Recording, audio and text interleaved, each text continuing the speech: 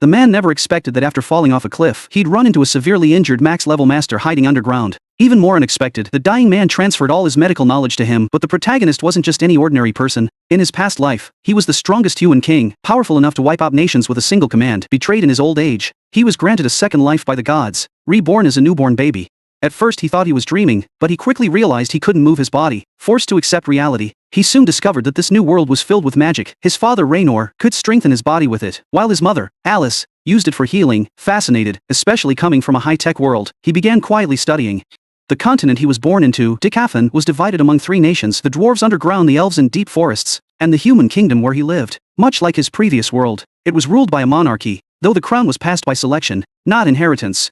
He learned that magic came in two main types: enhancers who used it to boost physical traits, and sorcerers who could release destructive power externally. Magic power, or mana, resided in the body as fragments. During early adolescence, these fragments would concentrate and form a mana core, enabling full use of magic.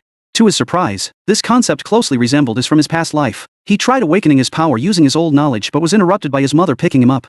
2.5 years later, he could barely lift a wooden sword. Raynor saw promise, but Alice worried it was too dangerous. In town, the boy became fascinated by magic performances, seeing things unimaginable in his old world. Though limited in movement, he began to appreciate the loving care from his parents, something he never had growing up an orphan in his past life, where every night was a battle and even sleep was a luxury.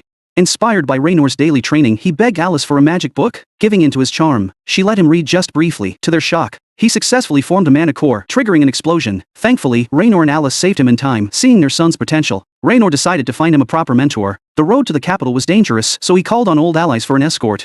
During the journey, their caravan was attacked by monsters. Raynor's warrior team fought in front, while two mages offered support from the back. Working in perfect sync, witnessing their power, the boy became eager to grow stronger. That night, their leader Adam asked to test his skills. In their short spar, the boy's movements stunned Adam. Jasmine, another warrior, grew curious and later gave him a dagger as a birthday gift. Despite trying to keep a low profile, the boy couldn't avoid her attention. As they neared the capital, bandits ambushed them. Outnumbered, the group was slowly worn down. Raynor was badly injured and told his son to escape with Alice. The boy, remembering his family's love, obeyed while fleeing. They were ambushed again. He protected Alice but was knocked off a cliff, taking one of the attackers with him.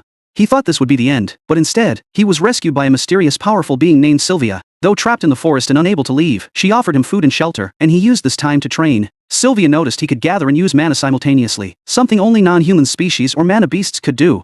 When asked why he wanted to grow stronger, he first replied, "To kill those who took what's mine." Sylvia disapproved. "That answer's no good," she said, tapping his forehead. "Anger and hate are easy, but real strength comes from purpose." When asked again, he remembered his parents and answered, "To protect the ones I love." This time Sylvia smiled and agreed to teach him. One day, an intruder appeared, someone resembling Sylvia. He demanded she return with him. She refused, and they fought. Injured, Sylvia had no choice but to reveal her true form. In the chaos, she Francie's time opened a portal and sent the boy away, giving him a feather-wrapped egg and imbuing his arm with special power. As she returned to face the attacker, she triggered a massive explosion, collapsing the cave. Meanwhile, the boy was teleported to the forest's edge. Almost immediately, he heard a scream, rushing over. He saw a white-haired elf girl about to be sold as a slave by bandits, though he had once killed without hesitation in his past life. The warmth he'd found with his new family, and Sylvia's teachings changed him. He tracked the bandits until nightfall, then made his move, creating distractions, taking down guards one by one with precision and stealth. Using only a child's body and his skills, he managed to kill the entire group. After freeing the elf girl, he prepared to say something heroic, only to freeze. Her eyes reminded him of someone, Sylvia. The man never expected that falling off a cliff would lead him to a hidden cave, and certainly not to a legendary max-level mage recovering from grave wounds. Even more unbelievable, the dying mage transferred all his medical powers to him before passing away. But this wasn't the beginning of his strange journey. In a previous life, he was humanity's strongest king, capable of wiping out entire nations with a single command. Near the end of his reign, he was betrayed and assassinated, but fate, or perhaps the gods, granted him a second chance at life, reincarnating him into a newborn body. At first he thought it was just a dream, but when his limbs refused to move and his voice wouldn't come out, he had no choice but to accept his new reality. Soon, he discovered that this world had magic, an entirely foreign concept to someone from a technologically advanced past life. His new father, Reno, used magic to enhance his physical body, while his mother Alice wielded magic to heal. This fascinated the boy, who began secretly studying the world's structure and lore. As soon as he gained mobility, he learned that this continent, Decathlon, was divided into three main nations: the dwarves underground, the elves hidden deep in the forest, and the humans, the largest population who lived under a hereditary monarchy, not unlike the system he ruled in his past life. He also found a book detailing the world's magic system. Magic was largely inherited, with only about 1 in 100 people having the aptitude. Magic came in two main types: enhancement and spellcasting. Enhancement users strengthened their bodies, while spellcasters projected magic externally. Both types relied on a vital structure known as the mana core, which typically formed between puberty and early adulthood. Using his knowledge of Ki from his past life, he attempted to awaken his Monocore early as he concentrated. Alice picked him up mid-focus, thinking he was simply being a curious toddler. The effort would have failed if not for his unshakable will. 2.5 years later, he finally succeeded. To Reno's shock, his not even 3-year-old son had already formed a Monocore, something that took others years to achieve. Though proud, Alice was furious that Reno had been training their son so young. It was clear that, despite Reno being a powerful warrior, Alice ruled the household. One afternoon, Alice took the boy into town. Everything was new and fascinating. Even more captivating were the street performers casting minor spells for entertainment. Inspired, he begged Alice to let him study more magic. Unable to resist his puppy dog eyes, she agreed, though only for a short while. With his book in hand, he began practicing. Magic fragments swirled inside him, and with his experience manipulating Ki, he managed to fuse them into his Monocore. A massive explosion rocked the second floor. Reno rushed upstairs to find his toddler surrounded by magic debris, but unharmed and smiling. Relieved, yet shaken, Reno realized his son needed a real teacher. He arranged for a trip to the royal capital to find one, hiring trusted old allies to escort them. As they traveled, monsters attacked their convoy. Reno and his companions, Adam, Helen, and Jasmine, fought bravely, with spellcasters Angela and Darden supporting from the rear. The boy admired their skills and grew more determined to recover his former strength. That night, Alice healed Reno, but the group kept a low profile. Healing magic could attract unwanted attention, which was why they lived in seclusion. Later, Adam asked to spar with the boy, curious about his strength, though hesitant. The boy agreed and surprised everyone with his footwork and technique. Jasmine took special interest in him, and during the journey, he shared his past life battle experience with her. On his birthday, she even gifted him a dagger, an uncharacteristic gesture for someone usually so reserved. But peace was short-lived. Bandits surrounded their convoy one night, heavily outnumbered. The adults held their ground until exhaustion took its toll. Reno was badly wounded, and Alice couldn't risk exposing her healing powers. The boy was told to take his mother and flee. Obeying Reno's last command, he escaped under cover from Jasmine and Adam. Suddenly a mage from the enemy ambushed them from above. The boy pushed Alice to safety, but was hit and sent flying. Falling off the cliff, he pulled the mage down with him, using Jasmine's gifted dagger in a final act of defiance. Miraculously, he survived. At the bottom, he found shelter, and the mysterious mage from earlier who nursed him back to health. Her name was Sylvia, a sealed high-level dragonkin mage. Though she couldn't leave her confinement, she shared food and training with the boy, sensing his potential. As he recovered, she tested his resolve. When he answered that he wanted power to protect those he loved, not just for vengeance, she began teaching him advanced techniques, including the ability to gather and release mana simultaneously, something rare even among non-human races. Just as training intensified, Sylvia's pursuer arrived, a powerful enemy of her kind. He came to capture her, weakened from old wounds. She revealed her true form and activated time-stop magic to give the boy a chance to escape. She gave him an egg wrapped in feathers and imbued his arm with a mysterious power. Then she pushed him through a spatial rift before unleashing a final devastating attack to collapse the cave, at the cost of her own life. Emerging on the forest's edge, the boy heard a scream. Rushing toward it, he found a white-haired elf girl, Tissia, being attacked by slavers. Though still a child, his skills were deadly. He tracked their camp and eliminated the enemies one by one. Tissia was safe, but clung to him, terrified of returning home alone. Reluctantly, he agreed to escort her back to the Elven Kingdom. Along the way they bonded. Tissia revealed she was a princess who got lost while sneaking out to play. When they finally reached her home, the guards captured the boy, believing him a kidnapper. Fortunately, Tissia's grandfather, the former Elf King, arrived just in time. Grateful for the rescue, he spared the boy's life. Still, the elves were wary of humans. When questioned, the boy explained everything: the bandit attack, his separation from his parents, and saving Tissia from slavers. Though skeptical, the king gave him the benefit of the doubt. The boy asked to return home, but the king said the teleportation gate only opened every 7 years during a Tracial summit, and the next was 5 years away. Just as he began to accept his stay, his Monocore acted up again. The king noticed and grew suspicious. That evening, while watching fireflies with Tissia, the boy was ambushed, but it turned out to be a test. The king had thrown a mock attack. Impressed by the boy's reflexes and determination, after sparring and being outmatched, the boy managed to land a surprise fire spell and a final blow, earning the king's approval. The old elf offered to take him as an apprentice. The boy hesitated. He still wanted to check on his parents, so the king took him to Linnea, a powerful seer who used water magic to allow the boy to contact his family. Alice and Reno, racked with guilt, were relieved to hear he was alive. With his message delivered, the boy officially became the king's disciple. Before training began, Tissia took him to tour the city. Though many elves refused to serve a human, they relented out of respect for the princess. Their trip was interrupted by a stuck-up noble, Ferris, who challenged the boy to a duel. It ended in seconds, the boy's strength too overwhelming. He began intense training under the king's guidance. Days were grueling, like soaking in boiling water, but the boy never wavered. 3 years passed. Tissia awakened her powers. The boy finally mastered his mana control, and the pain in his chest vanished. One night, Sylvia's gifted egg hatched into a black baby dragon. The boy named him Sylvie. Tissia adored the creature, not knowing its origin. The king recognized it immediately and warned the boy to keep it secret, claiming Sylvie was a rare magical beast if asked. To help both the beast and the boy grow, they focused on practical combat training. The king, a wind magic master, demonstrated his devastating upper-tier spells, which could only be used sparingly due to their toll. He was impressed by how quickly the boy learned to synchronize his magic and beast companion.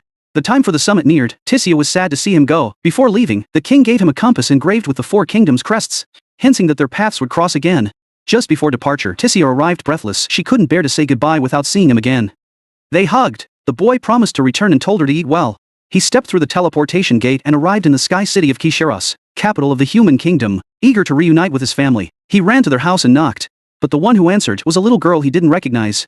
The man never expected that his little boy, who survived the cliff fall, would come back so strong. He could go toe-to-toe with him in hand-to-hand combat even though Reno was a reinforced warrior and at just 8 years old. The boy's magic shocked everyone. He casually set the backyard ablaze with a fire spell, but he said that was only round 1. Raising his hand, he pulled water from a nearby stream and struck Reno with a sudden flash. That was his real demonstration. Seeing how powerful his son had become, Reno dropped the fake sparring session and everyone began celebrating his return. Since Reno now worked as a security guard for a local auction house, the family was staying at the owner's villa. The owner was so impressed with the boy's talent that he offered to sponsor his enrollment at the prestigious Kishiras Academy, the continent's top magic school. Tuition wouldn't be an issue, he assured Reno and Alice. Alice hesitated. Their son was only 8, and she didn't want him rejected. The owner assured them that as long as he vouched for him, enrollment wouldn't be a problem. But the boy asked for time. He'd just reunited with his family and felt tired from the earlier demonstration. He wanted a few days to rest and think about the offer. That night, Reno and Alice spoke to their son again. His growth was incredible, and they reminded him how important his life had become to them. All their futures depended on him. They encouraged him to consider the academy seriously. A few days later, an adventuring party, who had been assigned as their earlier protection, returned. They apologized profusely for failing to shield the boy during the bandit attack, and then shared news of their recent quests across the world. Hearing this, the boy considered becoming an adventurer himself. If he wanted to truly learn about the world, not just Decafan but beyond, this could be his path. Little did he know his talent was already an open secret. Students from Kishiras Academy strutted through town with impunity. Rude and arrogant, yet unchallenged, one shopkeeper even said, "Don't mess with them, they're academy kids." With that kind of status, the boy understood how high his station would be once accepted. One afternoon, walking with his family, he sensed something familiar in a store window. Inside, they were selling beast cores, the pit-like magical cores used for awakening latent powers. A small core cost 100 gold coins, which was enough to support a family for centuries. His sister Lilia believed a beast core might help her awaken magic, but their father, Vincent, discouraged her. "No," he said. "That stuff won't work for just touching, and a little girl shouldn't mess with such costly and dangerous items." Lilia pressed on, but finally stepped out of the store looking distraught. The boy followed her into a back alley and found a cheap beast core stall. He called out her name, "Lilia, wait, you don't need a core that won't work for you. I'll figure this out." She trembled and said, "Dad's disappointed in me because I can't use magic. He'd let you go to the academy instead. I hate this." 3 boys from the academy appeared behind them, mocking them. "Hey, Prince gonna buy a toy to show off." They cornered the siblings. Just when things got dangerous, Lilia's father, Vincent, showed up and declared, "That's enough, back off." He made clear their family's elite status, which silenced the bullies, though they sneered on the way out. Lilia apologized to her brother while Vincent comforted her. "You're not the problem. Those kids are." But Lilia thought her father had hired them to intimidate her, so she lashed out. He held his ground. Later that night, the boy knocked on Lilia's door with dinner, but she wouldn't open. He heard her crying in the kitchen. She believed all along that she had to go to the academy to make her parents proud, but her magic just wouldn't come. He quietly entered, Saturday, beside her and said, "You don't owe anyone anything." Lilia fell silent. He continued gently, "You've worked so hard, they would never stop loving you if magic never came." He told her how he believed her worth had nothing to do with school or magic. It had everything to do with her. Lilia wiped her tears. He added, "Your dad isn't disappointed in you. He's disappointed in how much pressure you put on yourself." She nodded, determination returning. "I'm going to try again," she said. "And I want to be a magic user like you, someone who brings joy and helps others." By morning they'd formed a plan. That day, the boy told Vincent and Alice, "Lilia's going to a special center I know. She asked for it." He handed them a letter saying she wasn't being forced, but making the choice herself. "I want to be a good magic user, no matter how long it takes." Vincent realized how wrong he'd been, and apologized to them both. To everyone's surprise, Lilia wasn't angry. She ran out of the house with them, relieved. Back at the auction house, however, trouble was brewing. A court wizard noticed Sylvie, the boy's baby dragon, and tried to claim it for the king. Offering gold, the boy refused, and then the wizard tried to trade promises. Soon, a tense situation erupted. Sylvie squeaked from somewhere in the crowd. The wizard's expression dropped as he recognized the dragon and demanded to activate it for the king. That's when something snapped in the boy. The mage's entitlement, the idea that he could buy a child's companion, unacceptable. A chill filled the room, and the boy's aura shifted. He stepped forward, voice icy. "That dragon is not a commodity." The guards tensed. The king himself issued an order to detain the wizard, but just then time seemed to freeze. With a glare, the boy twisted the wizard's leg as if it were a cloth doll. The man screamed, but no one moved. They saw only the boy's raw magical power.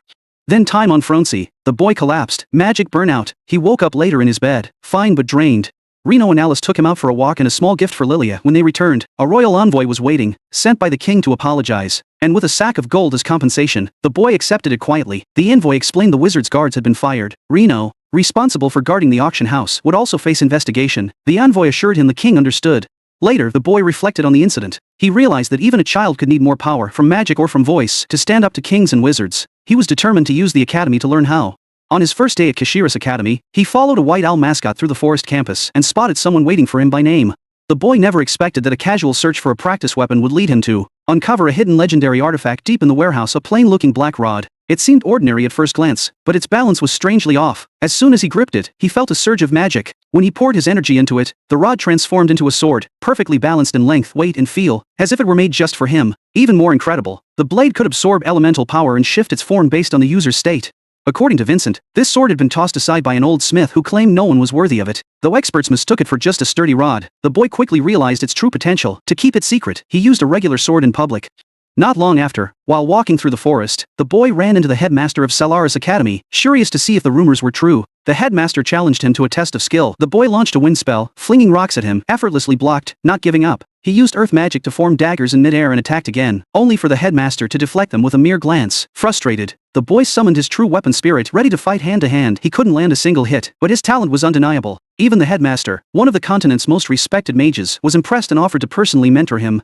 But the boy had a condition. He agreed to become the headmaster's student only if the headmaster used his influence to protect his family. The request shocked the headmaster, but the boy believed he was worth it. Surprisingly, he also wanted to delay enrollment for 3 years to become an adventurer first, to explore the world and gain real experience. Once he explained his reasons, the headmaster agreed.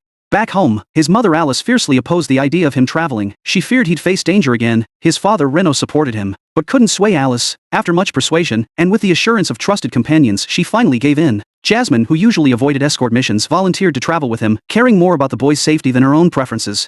Before departure, the boy needed an official adventurer's weapon. Vincent gave him permission to pick from the warehouse, but none of the swords fit him. They were either too massive or oddly shaped. Then Hilby led him to that same black rod. As he touched it, it activated again. When infused with magic, it transformed to match his body perfectly. Ancient runes appeared along the blade, and electricity crackled around it. He now knew it was more than just a weapon. It was a bond. He tried to hide its power, but Vincent recognized it immediately as the old man's useless stick.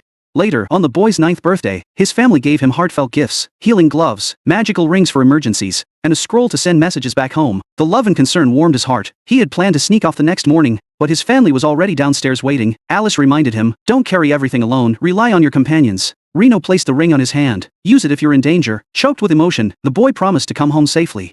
His journey officially began. But even registering as a new adventurer didn't go as expected. Because of Jasmine's influential background, the guild master personally conducted his rank evaluation. The boy used the alias Note for registration. During a handshake, the guild master subtly tested his magic. Sensing the boy's power, he decided to test him himself. During the test, several other children were also being evaluated. One, a hybrid of elf and human, used a flashy fireball spell that almost got out of control. Another, a dwarf representative, received a high rank without even being tested. But when it was the boy's turn, the air around him grew heavy with pressure, startling even the testers. The guild master, a AA ranked adventurer, stepped into the ring himself. Despite the age gap, the boy held his own and earned a solid B rank, which was exceptional for someone his age.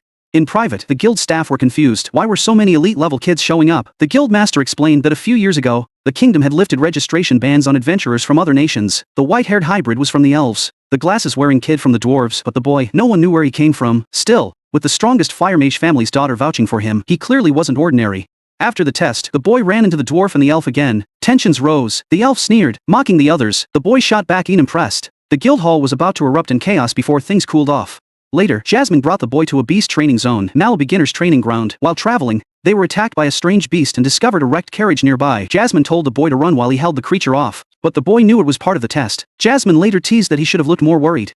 That night, Jasmine opened up. He came from a prestigious fire mage family, and although he awakened early, he didn't have fire affinity. Since then, he was treated as a disgrace. The boy was furious. He too had been labeled flawed in his past life, until he rose to power.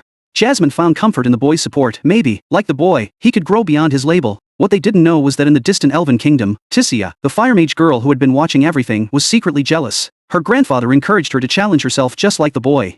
2.5 years passed. Rumors spread of a mysterious masked swordsman traveling with a noble girl from the Flamesworth family. The boy had become a legend in his own right, and his journey had only just begun.